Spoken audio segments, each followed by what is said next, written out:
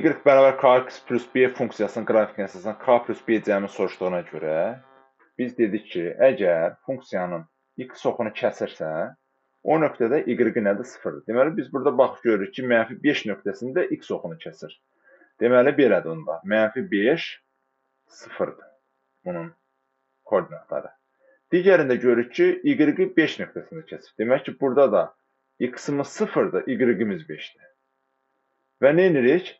Bu iki nöqtənin hər birini gətirib y bərabərdir. Kx plus b xətti tənliyin ümumi formulunda yerinə yazırıq. Yəni, yazıram 0 birinci üçün. Bu A-nın koordinatları olsun, bu B koordinatları olsun. Deməli, 0 bərabərdir, y-i 0-dır, A-nın koordinatları bərabərdir. -5 k plus b olur. X-in yeri -5 yazıram və buradan alıram ki, b bərabərdir 5k-ya. Digərində, ikincidə, bunu digər rəngdən yazın. Bu dəfə yazıram ki, 5 bərabərdir, 0 vurulsun k üstə gəlinsin b-yə.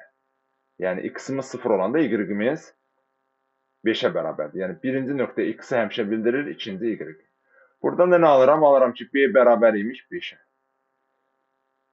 b-miz 5-dirsə, gətirirəm, burada b-nin yerinə 5 qoyuram ki, k-nı tapım. Alıram 5 bərabərdir 5k-ya. K isə bərabərdir neçəyə? 1-ə. Düzdür? Bizdən nəyə soruşur bu?